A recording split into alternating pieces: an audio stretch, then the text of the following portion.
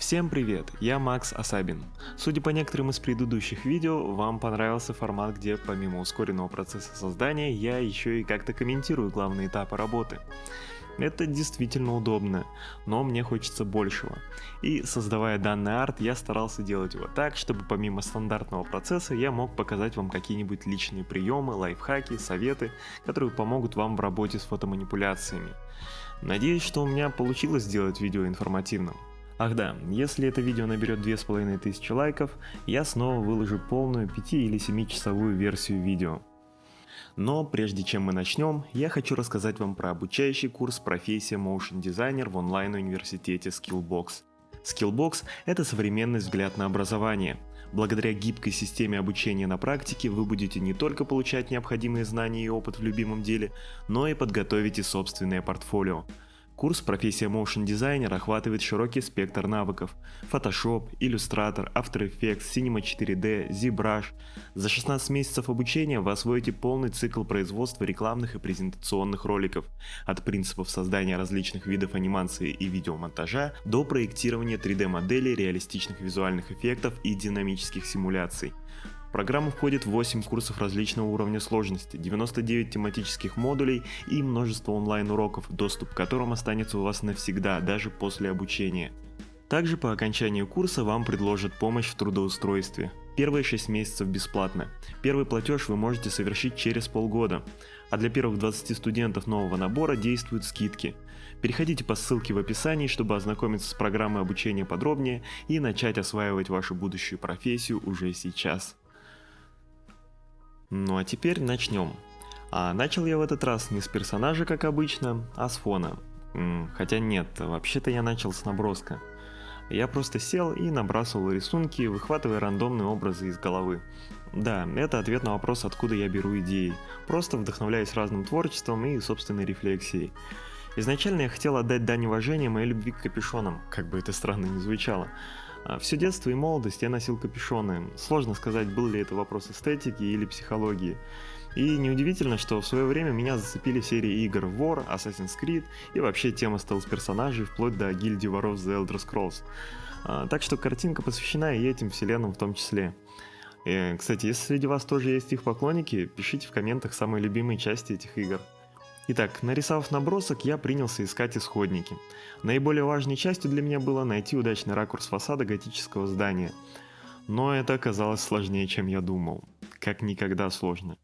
Все, что я находил, было абсолютно в других ракурсах, слишком близко, слишком далеко, под другим углом. Я даже ходил по своему городку и искал что-то, что с нужными доработками поможет мне закосить под готику. Но, понятное дело, не нашел. Тогда я попытался сделать простенький макет в 3D и накинуть поверх него фотку, насколько мне это позволяли навыки. Но это помогло мне лишь определиться с ракурсом и сделать черновую версию, по которой я сверял материалы при поиске. Выбранная основа, которая максимально близко подходила по ракурсу, к сожалению, очень не дотягивает по качеству, поэтому при максимальном зуме, конечно, не радует. Но главное, что я все-таки добился нужного ракурса, хоть это и стоило мне около десятка часов поиска фоток, детали которых мне хоть как-то помогли бы. Чтобы добавляемые детали здания не слишком плыли по перспективе, я сделал вот такие лучи, разместив их центр на нужный мне уровень горизонта. Это вообще стандартный прием у любых художников. А о перспективе я чуть более подробно рассказывал в отступлении в моем видео о постерах Человека-паука, можете посмотреть, кстати. И только когда многострадальная стена была закончена, я занялся съемкой себя. Конечно, лучше было бы отснять меня с чуть большего расстояния, да под уличным освещением, но как-то не удалось. И я сфоткался в более-менее подходящем ракурсе дома. Да, костюма наемника у меня, конечно, нет. Моделить в 3D я бы тоже не потянул. А вот нарисовать почти все это поверх фотки, почему бы и да? Модельер из меня не суперский, поэтому я импровизировал, вдохновившись концепт-артами все тех же игр. Сейчас заметно, что нарисованное немного выделяется на фоне фото, поэтому, спойлер, ближе к концу работы я добавлю на новые детали немного шума. И вот вам небольшой лайфхак. В таких случаях очень помогает взять пробу шума с оригинальной фотографии. Для этого найдите наиболее равномерный участок на фото, в данном случае это кусок стены, выделите квадрат небольшого размера и используйте фильтр High Pass с небольшим радиусом. Выделенную область сохраните как паттерн, и теперь ее можно наложить поверх наших слоев в режиме линейный свет. У меня тут несколько слоев собраны в папку, на нее я и накладываю шум.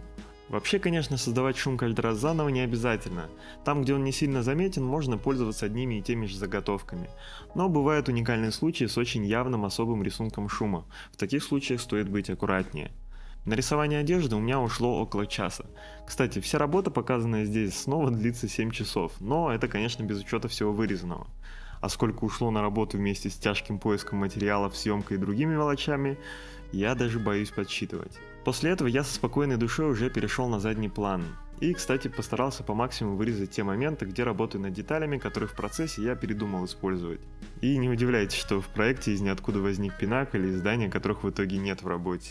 Подбирать постройки на фоне тоже следует с учетом перспективы, особенно с каких-то угловых ракурсов, где эта перспектива сильно заметна. Напоминаю, важно, чтобы высота горизонта на добавленных фотках зданий совпадала с высотой горизонта вашего проекта. Соблюдая это, вы обеспечиваете 50% правильности перспективы. Остальные 50% это умение правильно подобрать размеры объектов. Все они сняты на определенном расстоянии, и нельзя добавить в глубокую даль вашей композиции здание, снятое с расстояния 100 метров. И наоборот. Иногда можно, но для этого нужно сильно извратиться с ручной доработкой пропорций объекта.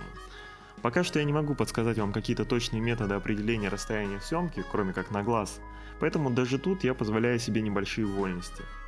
Много раз переставив здания местами, я все-таки нашел наиболее понравившееся мне расположение и, добавив горы и небо, завершил композиционную работу с фоном. Как вы можете заметить, на этом этапе я минимально работал со светом и цветом, лишь выравнивая тон объектов относительно друг друга. Я предпочитаю не украшать работу цветокором раньше времени. Это может сбить с толку, и, смотря на красиво покрашенную картинку, вы не уделите должного внимания другим вещам.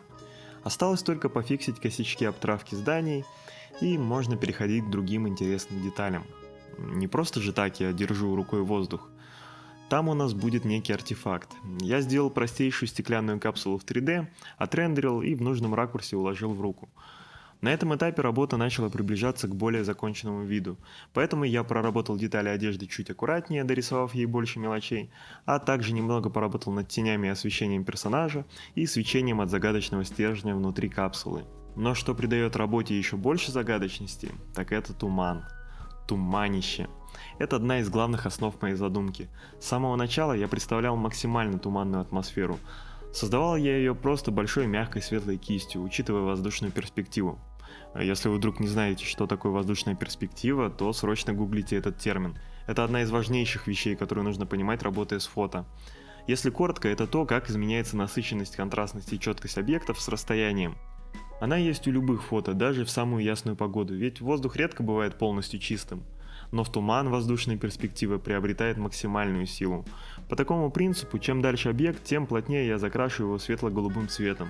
Плюс к этому я хочу, чтобы туман как бы оседал на поверхности, поэтому нижние части объектов я покрываю еще более плотным явным туманом. Особенно важно было скрыть автомобили, которые выдавали современность этого фото. Далее я немного уменьшил все на фоне, и на глаз доработал еще немного деталей освещения. И пришло время добавить свет в окне. Тут я хочу рассказать вам полезный совет.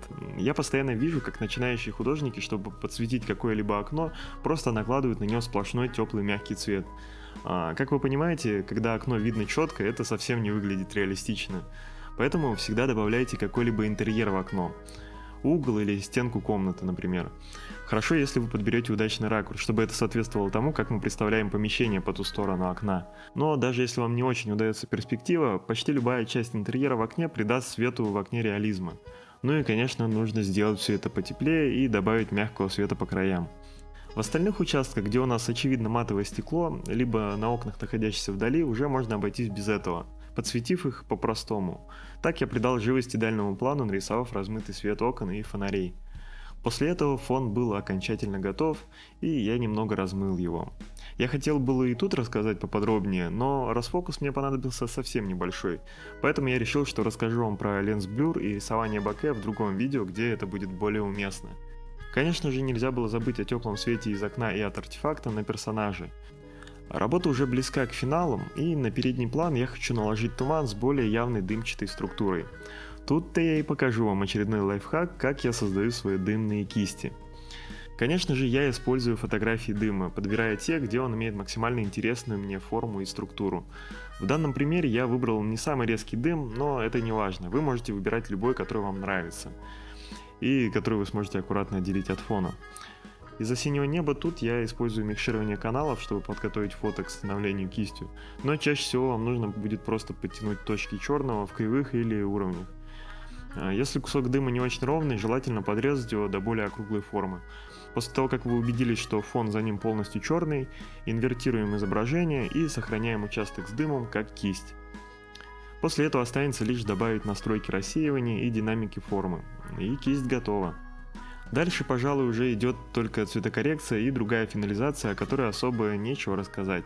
И я предлагаю вам досмотреть ее без меня. На самом деле, последние пару месяцев я провел в каком-то творческом кризисе и надеюсь, что он подойдет к концу вместе с выходом этого видео.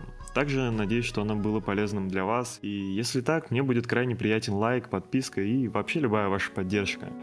Спасибо за просмотр, ребятки.